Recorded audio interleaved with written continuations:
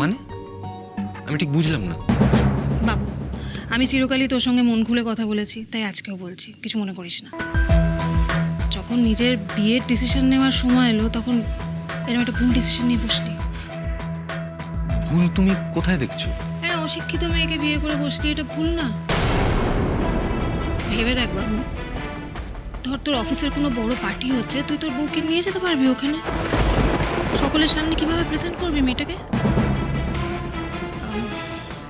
আমি জানি তোর হয়তো শুনতে খারাপ লাগছে, কিন্তু কিছু মনে করিস না বাবু, এটাই কিন্তু ফ্যাক্ট।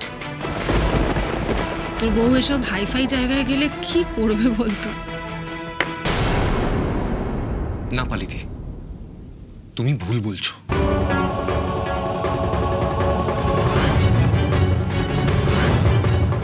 আমি ভুল বলছি? হ্যাঁ পালিদি, তুমি ভুল বলছো। হ্যাঁ, হতে পারে ফড়িং অতটা পড়াশুনো জানে না, গ্রামে বড় হয়েছে, কিন্তু ফড়িং যেরকম জিমন্যাস্টিক্স করতে পারে সেটা সচরাচর কিন্তু মানুষেরা পারে না। আর এটাই কি যথেষ্ট নয় ওকে কারোর সঙ্গে পরিচয় করিয়ে দেওয়ার জন্য? ফড়িং নিজের পরিচয় নিজে তৈরি করে নিতে পারে পালিদি। আমার স্ত্রী হিসেবে ওকে পরিচিত হতে হবে তা কিন্তু নয়। তাই? হ্যাঁ পালিদি, তাই। ফড়িং অসম্ভব ট্যালেন্টেড। আর আর আজকে যদি ও ইন্টারন্যাশনাল টুর্নামেন্টগুলোতে গোল্ড জিতে আসে, বা এই যে স্টেট চ্যাম্পিয়নশিপ হচ্ছে সেটা যদি জিতে, লোকে তখন যদি ওকে জিজ্ঞেস করো কতটা পড়াশুনো করেছে, সেটা জানাজানি হলেও কিন্তু লোকে ওকে ডিসক্রেডিট করবে না, বরঞ্চ বলবে যে দেখো, পড়াশুনো না করেও শুধুমাত্র নিজের ক্ষমতার জোরে, নিজের ট্যালেন্টের জোরে আজকে আলতা ফড়িং নস্কর এই জায়গায় এসে দাঁড়াতে পেরেছে। সবাই প্রাউড ফিল করবে। আগে এগুলো অ্যাচিভ করতে দে, তুই তো এখন থেকেই করবি তো তোর বউকে নিয়ে। পালিদি, ও সোনা আনবে, আমি জানি। তাছাড়া আমার ইচ্ছে আছে এই স্টেট চ্যাম্পিয়নশিপটা শেষ হয়ে গেলে আমি ওকে প্রাইভেটে পড়াশোনা করব। ফড়িং খুব ইন্টেলিজেন্ট পালিদি, পড়াশোনাটাও ভালো করবে। ইনফ্যাক্ট আমি ওকে কিছু বইপত্রও কিনে দিয়েছি, ও কিন্তু সেগুলো অলরেডি পড়ে ফেলেছে। তুমি জানো পালিদি, ফড়িং কতটা ইন্টেলিজেন্ট, ওর মাথায় কতটা বুদ্ধি ধরে, ও কত লড়াই করতে পারে। তুমি ওকে যদি ভালো করে চিনতে তাহলে এই কথা বলতে পারতে না পালিদি। বউয়ের প্রশংসা একেবারে পঞ্চমুখ। হ্যাঁ বাবু, সত্যি তুই এত গর্বিত ফড়িংকে নিয়ে? কেন হব না বলো তো পালিদি, ফড়িং যা ট্যালেন্টেড ওর নাম কিন্তু দেশ বিদেশে ছড়িয়ে যাবে। আমরা তো সেই একটা ব্যাংকেই আটকে রয়েছি, যেখানে 10টা 5টা ডিউটি আর মাস মাইনে, কিন্তু ফড়িং ওর জগৎটা কিন্তু অনেক বড় পালিদি। সেখানে ও পড়াশুনো জানলো কি জানলো না সেটা ম্যাটার করে না, ম্যাটার করে শুধুমাত্র ওর পারফরমেন্স। আর সেখানে ওকে হারানো কিন্তু চারটিখানি কথা নয় পালিদি। তখন ও আমার তোমার থেকে অনেক উঁচু জায়গায় চলে যাবে পালিদি, লোকের থেকে অনেক বেশি সম্মান পাবে। জানি, বুঝতে পারছি কিছুটা কি সম্মান পাবে। ওই দেখলাম তো প্রেস মিটটা যেটা করলো, সেখানে তোর বউ অনেক কথা বলছিল ওর মাকে নিয়ে, যে ওর মায়ের সঙ্গে অন্যায় হয়েছে, এই হয়েছে তাই হয়েছে, কিন্তু বাবু ফড়িং ওর বাবার কথা কেন বললো না একবারও?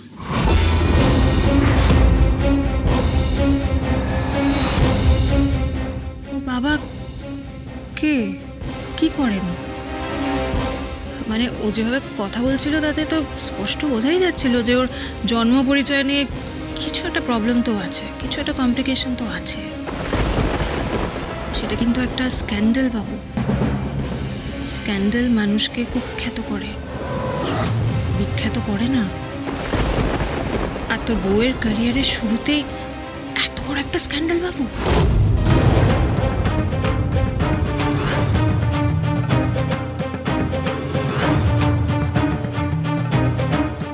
যাক, এটা তোদের পার্সোনাল ব্যাপার, আমার ইন্টারফেয়ার করা তো ঠিক না।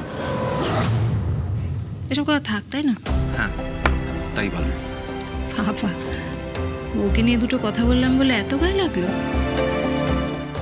এত ভালোবাসিস বউকে বাবু?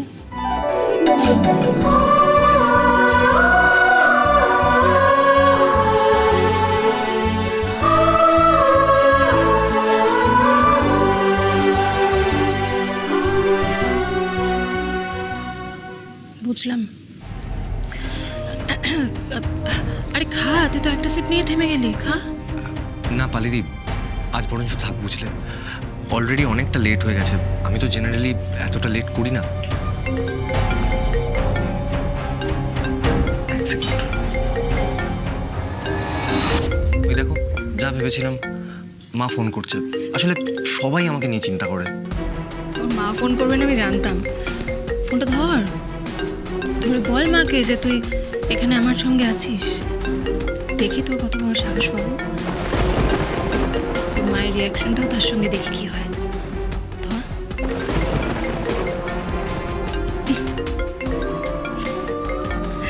ছাড়, আমি জানতাম তুই পারবি না, সেই সাহস তোর নেই। নেভার মাইন্ড, তুই যেটা বলতে কমফোর্টেবল সেটাই বল। তোর ফোনটা ধর, খালি বলে দে যে আমাদের ফিরতে লেট হবে।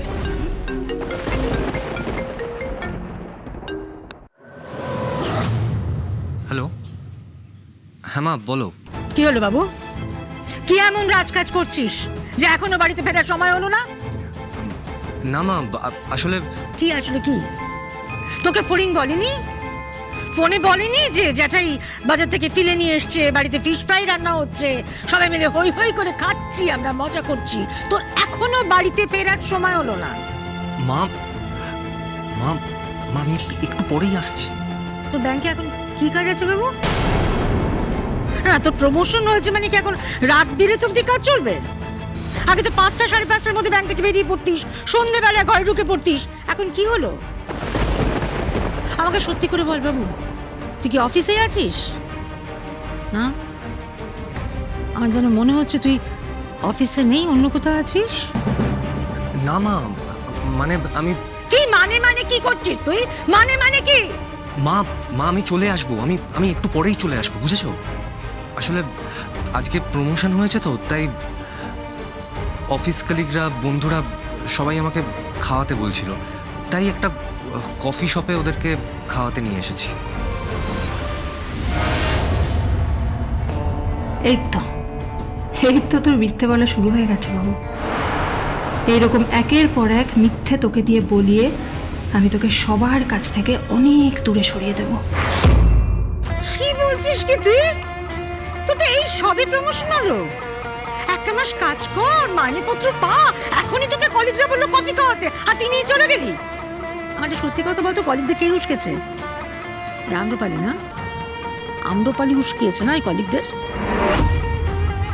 কিরে বাবু, আম্রপালি ওখানে আছে নাকি? না মা, ও নেই।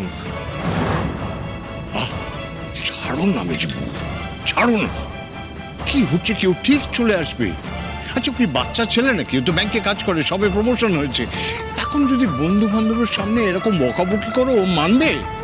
ও ঠিক চলে আসবে। বাবু, বাবু, আমি কোনো কথা শুনতে চাই না, তুই এক্ষুনি বাড়িতে চলে আসবি। এক্ষুনি মানে এক্ষুনি।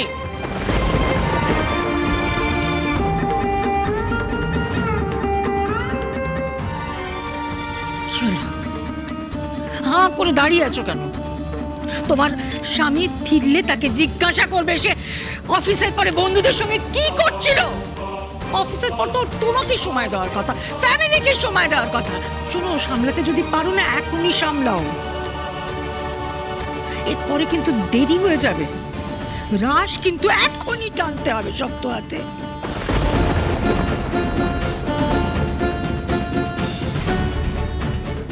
জাগে ফড়িং, এইবার একটা কাজ করো, ফিশ ফ্রাই গুলো নিয়ে এসো, আমরা সবাই মিলে খাই। গরম গরম নিয়ে এসো, ঠান্ডা হয়ে যাবে। আচ্ছা তোমার মা কোথায়? আচ্ছা তিনি সব সময় নিচে নামতে এত লজ্জাবোধ করেন কেন বলো তো? যাও ডাকো তাকে, ডাকো। আমি বলেছি জ্যাঠাইমাকে, কিন্তু মা আসতে চাইলো না। আসবেন উনি কোন মুখ নিয়ে?